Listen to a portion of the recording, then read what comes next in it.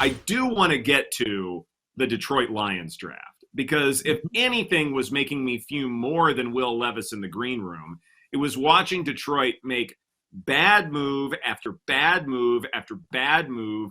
And all it does is encapsulate this idea that even though the Lions did so many good things the last couple of years, at some point they will revert to to their usual background.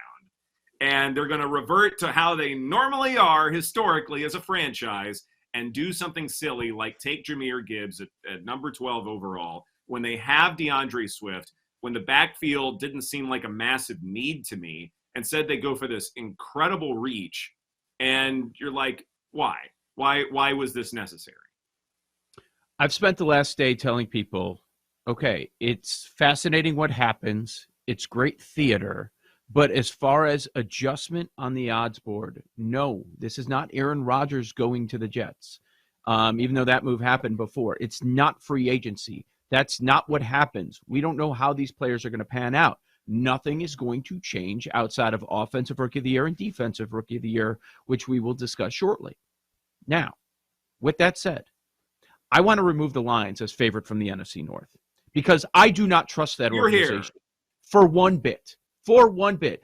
I don't even think they're the most talented team in the division anyways, and we've talked this week a lot about how that's wide open, but they still have Swift, a guy that on Hard Knocks they could not stop glowing about, and not that you should make a move based on a cheap signing of David Montgomery, but they go out and bring him in. You're fine with Swift and Montgomery.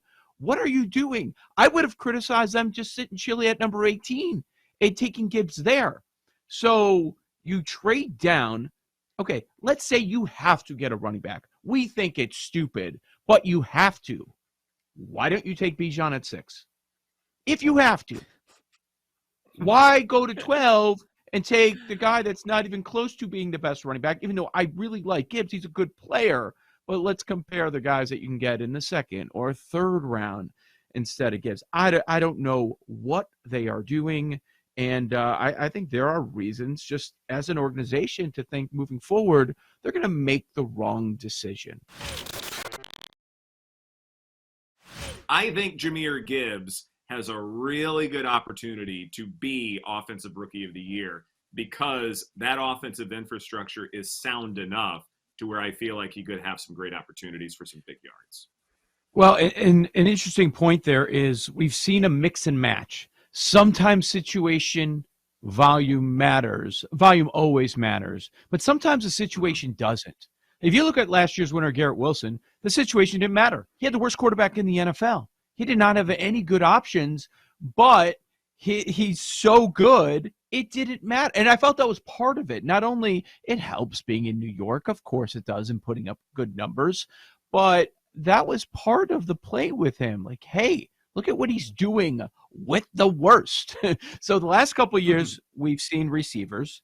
Prior to that, it was a couple of years of quarterbacks in Herbert and Kyler Murray. And before that, running back with Saquon and Kamara, who wasn't even drafted in the first round. The market agrees with you. They've made Bijan the favorite. I don't have an issue with that. You're not taking a running back 8th overall and not believing that he's going to be a major part of the offense there. Bryce Young, the second favorite. Stroud, the third. The wide receiver one is tough. That's tough to land on someone. It's not a great year for receivers. And, there are some good spots like Addison up in Minnesota, Flowers with Lamar, and Gibbs in Detroit at running back, as you mentioned, 2-1. That does stand out a whole bunch. It really does. But it's always going to be tough. If Bryce Young and Stroud, either or, start from week 1 or even in the first month, they're probably going to be tough to beat. The backup quarterback is someone I've never heard of in Green Bay, Danny Etling. And this is year number 4 for Jordan Love. So don't you have to protect yourself? Because if he's good, what you have to pay for him next year it goes off the charts in that 5th-year option. Man, that would make sense. And They're the only ones that have all the information on Jordan Love.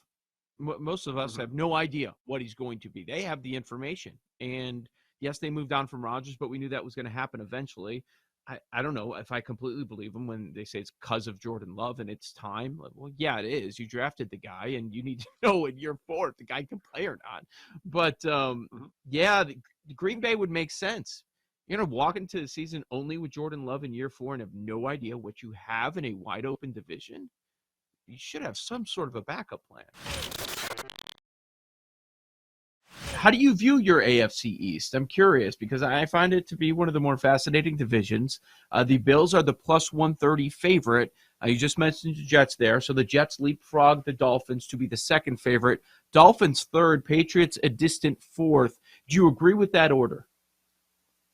I would still have the Dolphins ahead of the Jets. Yeah, the Bills do deserve to be favored. They are kings of the division.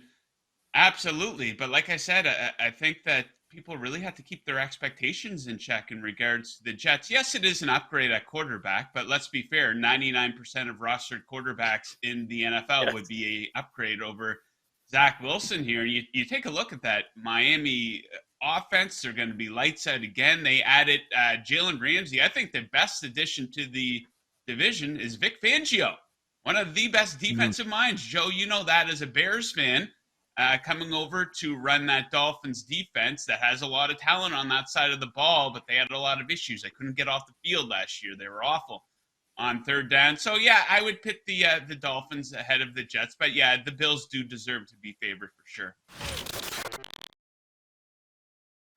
Joe, I do want to circle back to the NBA for the next round real quick because I think there's some dogs here that could pull off the upset, and wondering if you like any of them.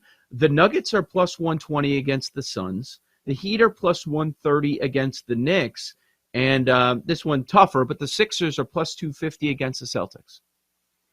Yeah, I like the Nuggets to beat the Suns. People are sleeping on the Nuggets here. They got home court advantage in this series. They got a lot more depth. They get better bench play than the Suns. Now you might say, well, Joe, the Suns beat the Clippers in 5 games. Yeah, but they needed to just run Booker and Durant into the ground. Heavy minutes to beat essentially Russell Westbrook and a bunch of role players, right? And some of those games were pretty close.